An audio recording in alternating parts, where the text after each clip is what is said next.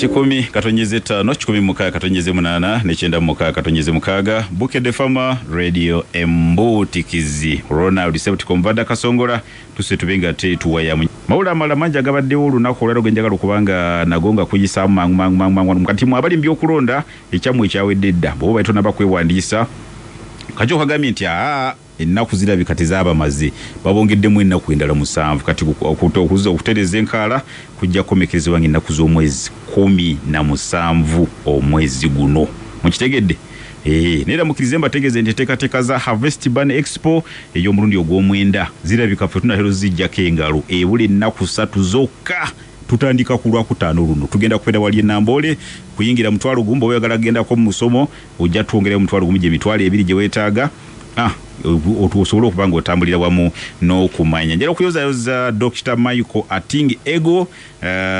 olwa president okusalawo n'akulonda okufuuka governor wa banki nkulu ya Uganda mukulu yabadde deputy governor ate okuva mu Kamawere yafa Professor Emmanuel Tumusime Mutebire myaka gibadde kati mu 3 yabadde akolanga governor ne president leero asazeewo naga nti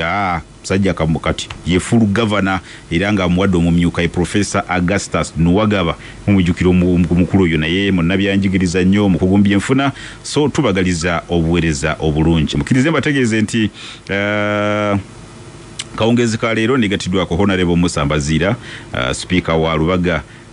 Urban Council yaliko wano gye buvuddekaawo nina bye namubuuza naye ate kasubiraze ne ansa zaabyo kasubiru bansa zinabyo zijja mubuuza mujja ulubansa zino banedda mukizaso kabala museko oluvanyuma ate tulabe bwe tweyongera kule musanso kulaba akaongezi ka Yerosebo sebo nange ensanyuse nnyo okubeera ku Bukedde Farmer naddala programu eno sookera ddala sebo lusooka okwebaza okukkiriza nga bannalubaga okujja okuwa endowooza zaabwe eri eggwanga amiina kubanga bwe mbanga nze sipiika w'olukiiko lw'e Lubaga nze mwogezi wa Lubaga division amina ukirungi nkwebaza sebo olw'ensonga eyo kampuliriza Honorable Musa Mbazira speaker wa Lubaga Urban Council nsonga muziwulidde wese ziri Lubaga kakati lutwali wano ensonga eyasinga okutawanya yali ya nguudo naye era erabika ekyalemeddeko nabadde ndaba amawe wiiki ewedde ndoza nendaba omubaka we wammwe eyo wa Lubaga South ng'ayina wagamba nti wano bakontrakita baali bakolawo naye ate kati baalekawo kontrakita kyalabika nenga nti naye lwaki sibuuza ono yennyini kuba bye balondoola emirimu gino ekisooka ensonga zino ez'okukola enguudo simanyi bwe muzikutte naye waliwo kano kanzooka endowooza nkajjawo mangu eggulo nabadde ne Josephat Seguya akola wano ku Bukedde TV mu gaawiiki n'angamba nti yavuze ng'ayagala kuyita ndowooza yavudde eri najja ng'ayagala kuyita Busegaawo Kibumbiro balaka bakolawo n'asanga Waggale naye ate nga tewali alternative lwaki bana bakola enguudo tebateekawo bipande birabula bantu nti wano woogenda Waggale alternative eri wano muyite okusookera ddala sebo njagala okwetonda kubanga ng'ekitongole tuvunaanyizibwa ku nsobi zonna ezikolebwa ba contractor era saagala tukyegaana obuvunaanyizibwa buli gye tuli nze neebaza Bukedde lenasemba okuva wano waliwo ensonga ze mwaŋŋamba oba n'abakuba amasimu ze baayogerako era ezimu tugenze tuzikwatako ez'abo ab'enguudo waliwo okusooka tulina okukikkiriza nga bannalubaga nti tulina omukisa ogutali ate walala nti Lubaga ye division yokka saawa eno eri mu kukola enguudo 13 omulundi gumu ekitali mu division endala kati okubanga tukola enguudo 13 omulundi gumu kitegeeza nti waliwo okukosebwa okuyina okubeerawo yadde nga tukutukosa naye nsaba okwetonda eri abantu bonna bannalubaga wabula bwe naddayo luli twamitinga ba contractors ne ba contract managers netwogerako nabo okubanga bateekawo alternative ways abantu ze basobola okukozesa ate nga bazirongoosezza mu kaseera kano njagala nkutegeeze nti wamu ne tubapapya namu era sebo wano kuwakaliga twabapapya nnyo era sebo waawedde awo nga ku kizimbe kya Eden waawedde kubanga twabapapya olw'ensonga y'okuba nti abantu badde batawaanyizibwa waawedde era ndowooza abantu kati we bayitawo bonna bakkirizibwa okuyitawo. Baguddewo. Yes, baguddewo kati watambula. Nenjagala okubategeeza nti ekizibu kye tulina ti bannabyabufuzi batunuulira ebizibu ne batatunuulira ngeri ki gye tubimalawo. Eggombolola liggule. Erubaga. Ababaka ba palamenti tewali amugaana agenda kugombolola. Ate najja ku leediyo. Olina obuvunaanyizibwa ng'omubaka mu kitundu kyo. Namulaba ku TV okugenda wali ogambe town clerk nti wali waliwo obuzibu. Kubanga nange era bwe mwe najja ne muŋŋamba obuzibu ne tugenda ne tubukolerawo. Era y'ensonga lwaki tutuuka ku kino. Njagala okutegeeza bannalubaga ti mu kaseera kano tuli mu kukola oluguudo lwa Wamala Road, tuli mu kukola oluguudo lwa Mutesa 1 Road, tuli mu kukola oluguudo lwa Odi Mubende Road, tuli mu kukola oluguudo lwa Kiggala, tuli mu kukola oluguudo lwa Sir Apollo, tukola oluguudo lwa Suna Road 1 ne 2, tuli mu kukola oluguudo lwa Masiro, Sentema, ate kati twagaseeko n'emyalo egimu. Ekyemyala kikulu nnyo ekyo. N'ogwo ekiwunya twagugaseeko era gwatandise. Mujja kuba mutuyambire ddala. Njagala okutegeeza abantu tujja funamu okutaataaganyizibwa okw'ekigero. Naye wonna we basanga obuzibu batutegeeze mu buki mu budde. Kubanga tuyina obuzibu bwa contractors bano. Ekisooka balina emitwe minene. Tebawulira. Ekyokubiri nti nga bwe twabagamba ku lwasooka. Abasajja obuyinza babulemera kati contractor bagenda ne bamuweera omulimu ku City Hall wano mu kibuga wa Lord Mayor. Najja eno wansi mugenda omugambako nga tamanyi nti nammwe muyina obuyinza. So kati ekyo kitukosa nti singa ffe tweweera abantu contract zino singa tubayinako obuyinza obwenkomeredde n'okubawa obukwakulizo obw'enjawulo era tubadde tunyigirizibwa tugamba aba City Hall tugamba aba authority nti kizibu nnyo okubanga muweerereza waggulu tukkiriza obuyinza bukomewo wano wansi. Nze mmanyi ekizibu ekiri e Kabowa, nze mmanyi ekizibu ekiri e Kasubi. Omuntu ogenda okutuuka ku kansala wo ku division oba ku Lord Mayor kinene. Naye wali ku division wangu naye buli kintu bakiremedde beefudde kigalo kisajja. Era ssebo abantu njagala okubategeeza nti ffe tugenda twala obuvunaanyizibwa bwaffe naye obwo obuganye butulemeredde lw'abantu abeeyagaliza abo waggulu abaganye okuta obuyinza okudda ku magombolola. Kati twafuna obuzibu ku luguudo lwa Wamala Road ebiri mu contract birala byawukana n'ebi practical ebiri ku ground ebiri mu kolebwa. Naye singa tetwalabye endagaano eyo tetwandibitegedde naye n'okufuna endagaano eyo twakozesa obuyinza bungi kuba mu kusooka ogisaba baatugamba temukkirizibwa kuziraba.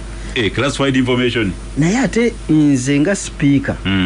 ne kansala wange omulimu gwaffe omukulu ku monitoringa.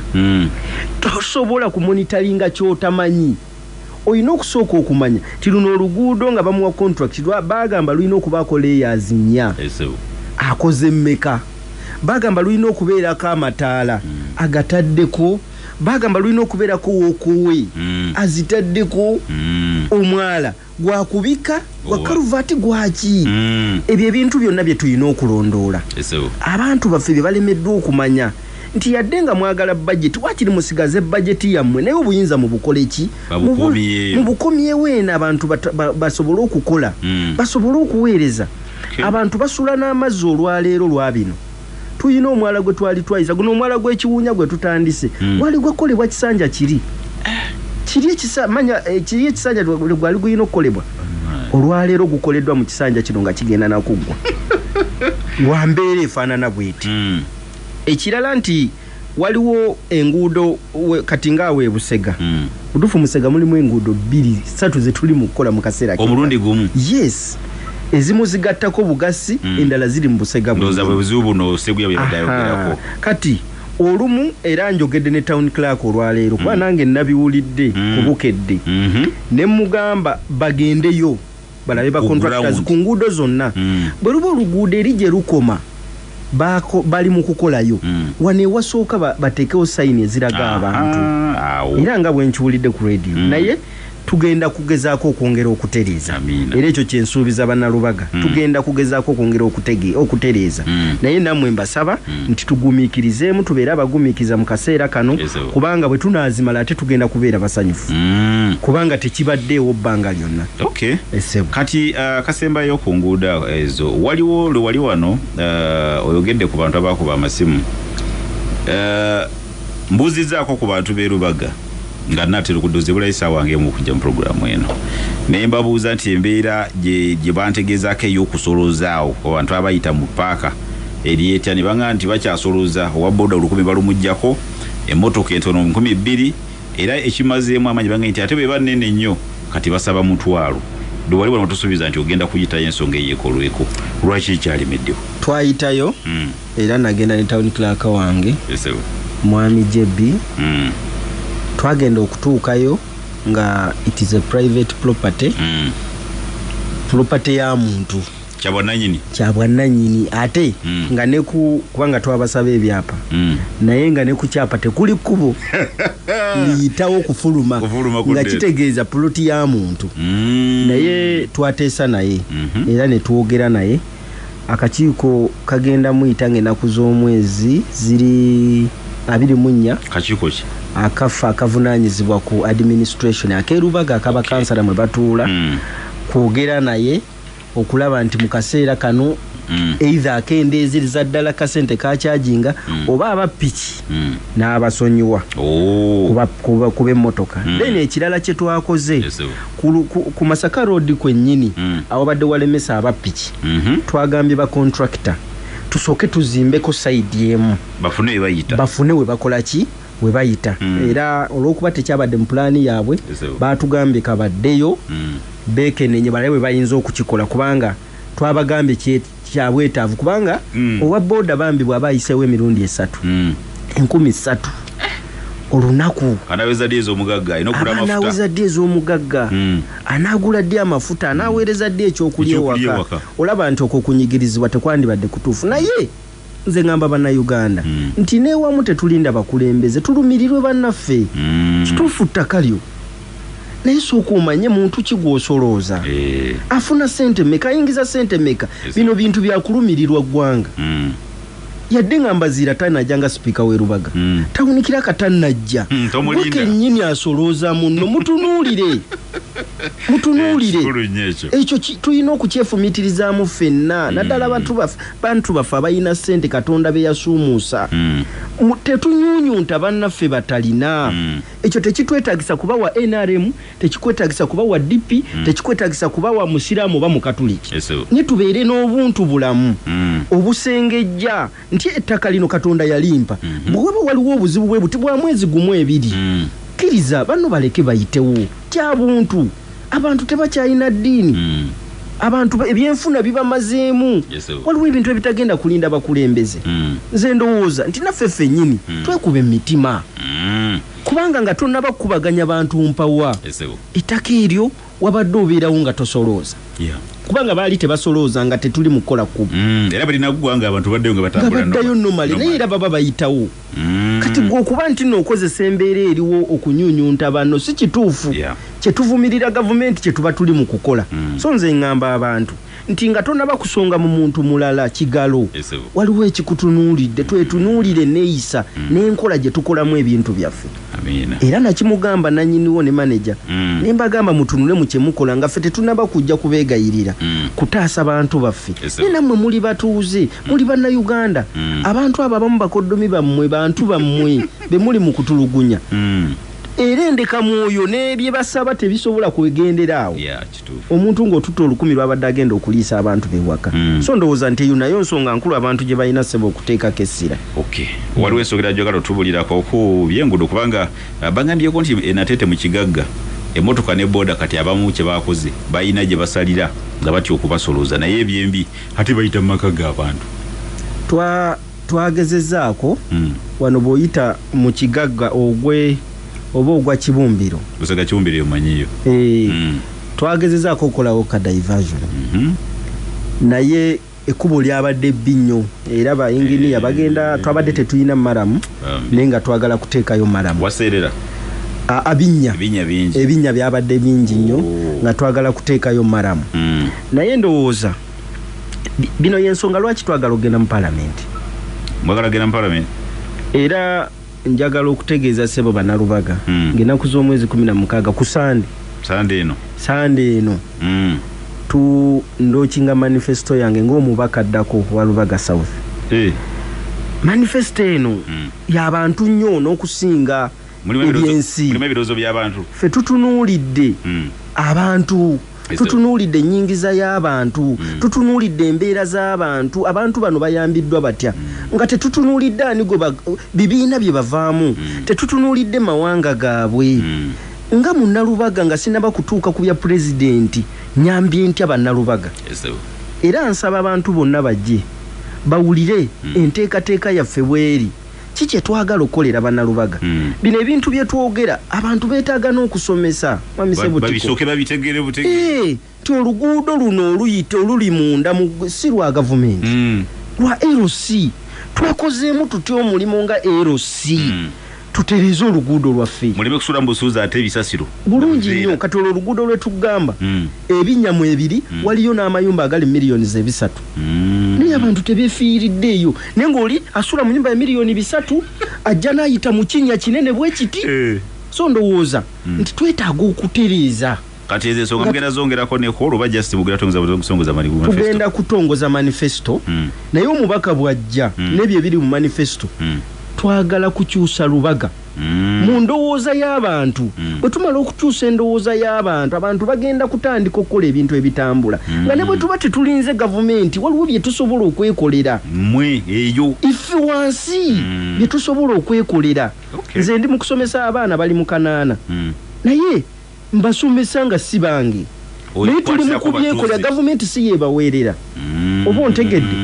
tuli mu kwekolamu omulimu tuyamba abakyala tukola ki ne tuli mu kukyekolera so tuyina okumanya nti embeera we tutuuse tuyina okunoonya embeera wo yaffe nga tebannaba kujja kutuyamba naye ekyo n'ebirala sebonsaba abantu bajje ng'ennaku z'omwezi 16 mu manifesto lonki y'omubaka addako wa Lubaga South twayisa abantu bonna ewatali kibiina kya byabufuzi era ojja kulaba kulaale yaffe nga kuliko buli wa kibiina kyonna kubanga tuli mu kulonkinga manifesto ya Lubaga si ya munna byabufuzi wa kibiina bwe kiti wabula manifesto eya Lubaga egenda okukyusa obulamu bw'abannalubaga Lubaga ena constituency 2 tuli mu Lubaga South mbadde ntidde tugenda buganya zombi tuli mu Lubaga South Okyawuliza programu Gobansonga ku 10.5 Bukedde Fama Embutikizi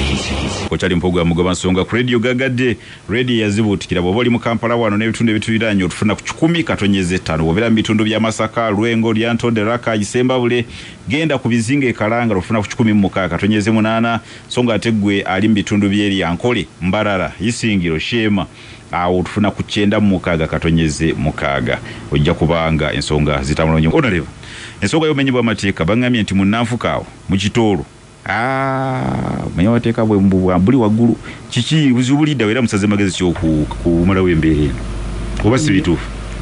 kakati nze nga speaker situla ku security committee naye byajja mu reports naye si wokka mu Lubaga ndowooza twabyali mu parishes nganya kubanga Erubya Lugala byaliyo Ekasubi byaliyo Lubaga North Lubaga North then ne Kabowa mu Kasenye Wankulukuku South nayo waliyo obumenyi bw'amateeka naye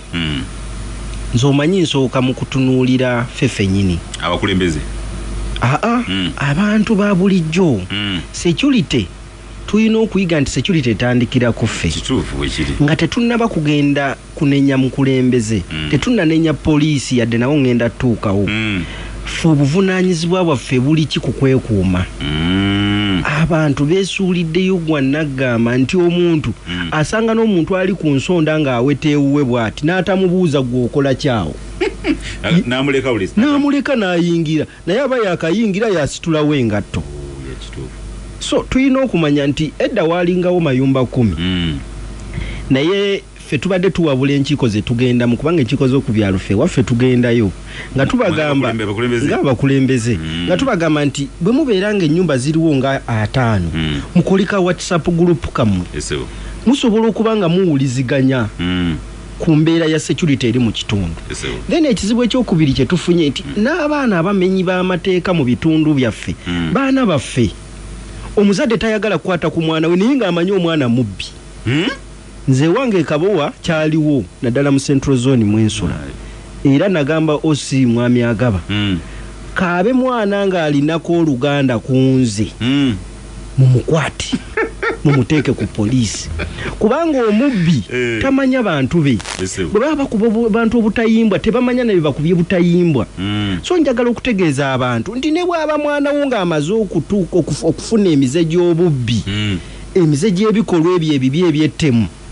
kiriza bamutwale aterezebwe kubanga okukangavulwa mu kkomera oba okusibibwa ogenda mu kkooti omuntu bamusibe sikufa naye omuntu avaayo ng'ateredde. Tulabye abantu bangi bavuddeyo nga bakyuse nga bafuusa abantu abalala. So tulina okukkiriza naffe ffennyini. Kale gwe bw'oba toyina buvumu bwogera linnya lyo naye tulina poliisi erina etteeka gwe mwosobola okuweerayo omusango n'otawaayo linnya lyo n'ogamba gundi ono azza omusango bwe gutyo baali bw'ati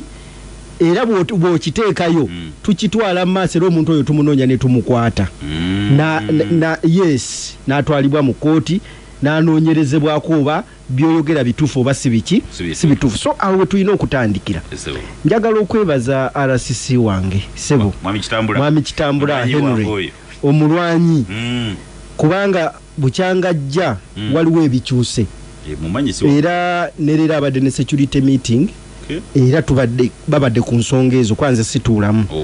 naye nfunye amawulire nti ataddewo ebiragiro ebipya naddala ku bakuumaddembe. Wabaddewo embeera y'abakuumaddembe okuba nti beesuulirayo gwa naggamba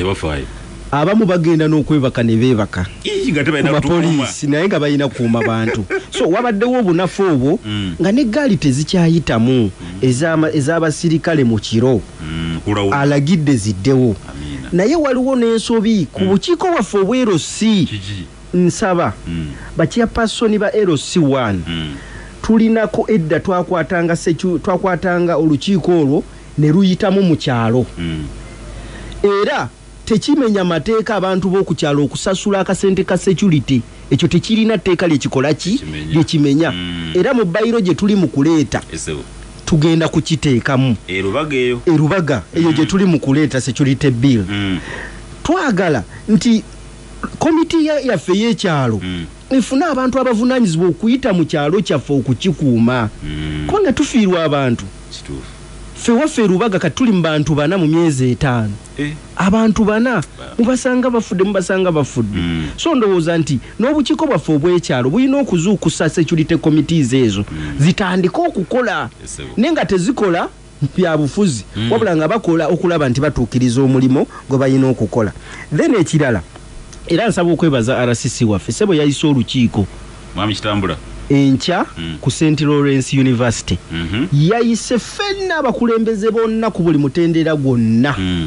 naye nga lwa security n'ayita ba DPC bonna ba OC bonna enkya ssaawa 3 ku St. Lawrence era nsonga ya byakwerinda era nkubiriza opinion leader yenna ne bw'otaba mukulembeze bw'obanga oyina ensonga ku security gy'olaba nti yeetaaga okuteekamu omukono nkusaba enkya ku ssaawa 3 jangu ku St. Lawrence yadde gwe tebaakuyise nze nja kulaba engeri ensonga yo gyetuuka kubanga kye twetaaga kwe kutereeza tewali muntu agenda kutereeza bye tutatereezezza taliiwo tulina okwerwanako tulina okulaba nti tubeera bamu ku baleeta enjawulo mu kitundu mu bitundu byaffe gye tukola gye tuli so nsaasira abo abafunye obuzibu naddala mu bya security naye ng'abatuuze tutwale obuvunaanyizibwa abamu bayita ne ku bantu nga bali mu kubba n'atabana kyafaayo abamu bayita ne ku bantu nga bali mu kunyakula obusimu bw'abantu nga tebimukwatako kubanga tebabbiyiye naye njagala okubategeeza nti singa tugatta amaanyi ababbi batono kufa ate abatali babbi tusobola okubalwanyisa. Katulo kati nenye nga tunawummulamu bangambye nti mulina obuzibu simanyi oba mwakitegeerako mu Lubaga omwo nti mulina ekizibu ky'ekirwadde kya mpox era waliwo abantu abondozo bamanyi abakolera ennyo ku bangambye ku Mabiito bangambye nti waliwo n'eddwaliro doza liri kumpi awo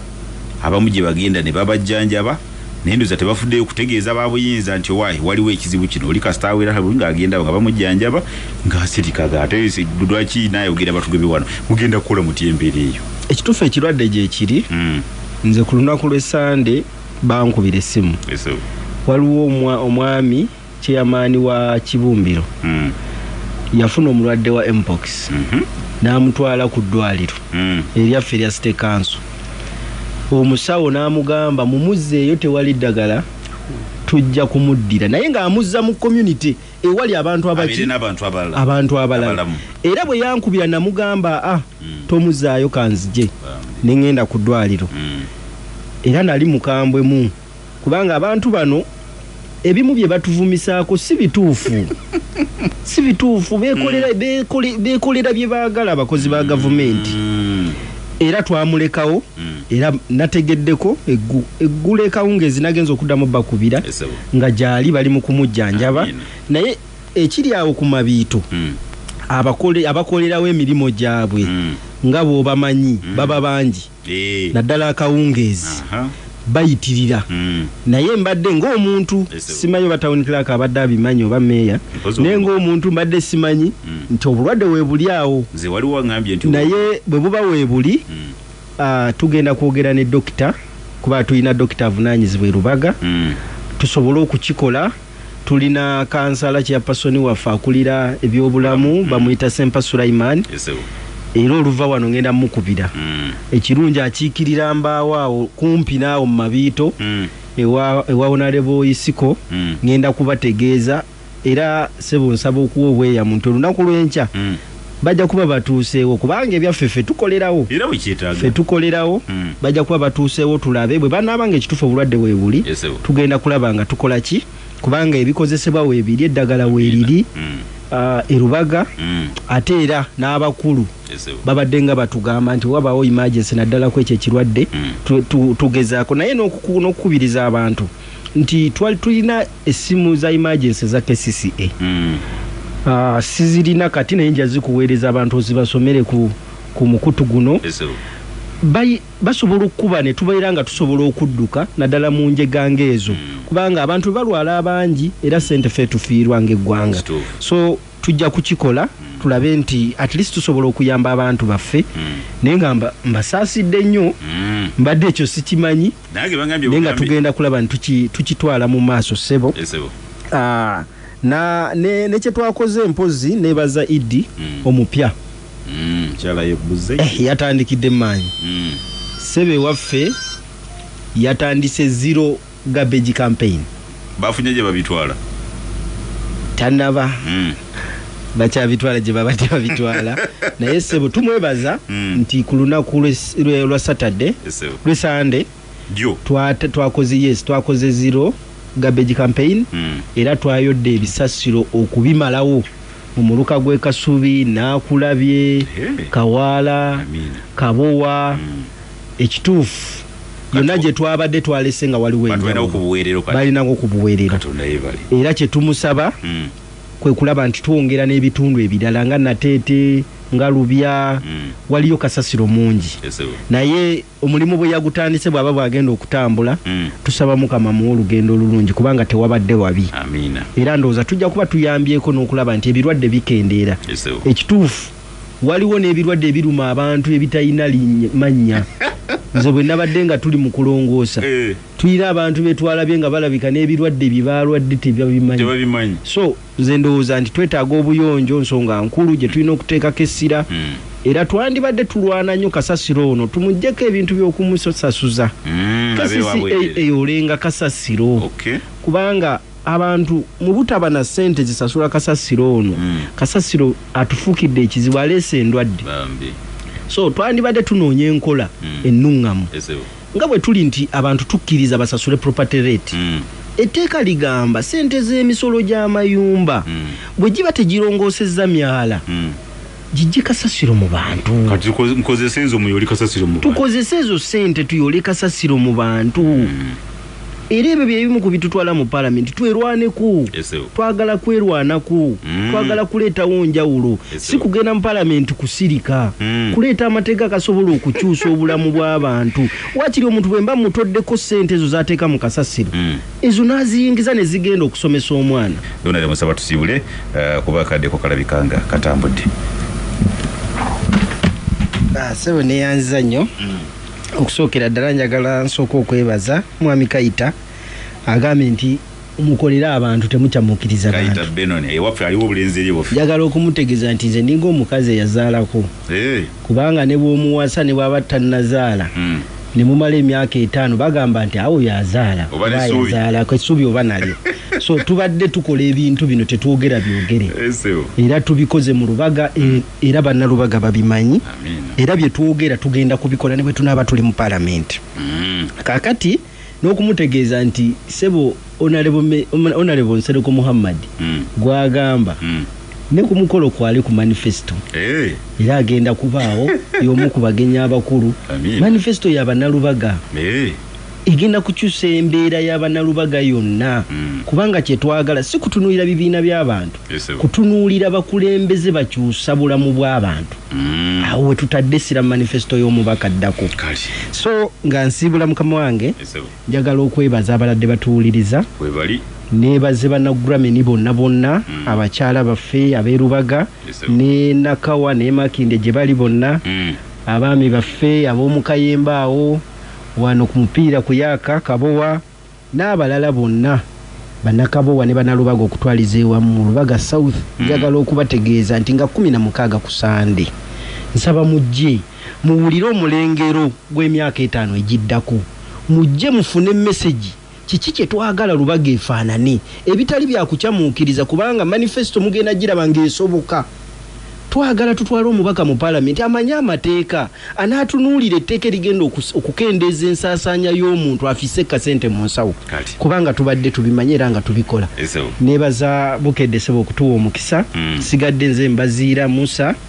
Burudoza sipiika w'e Lubaga ekibuga kya Buganda ekikulu ate era omubaka addako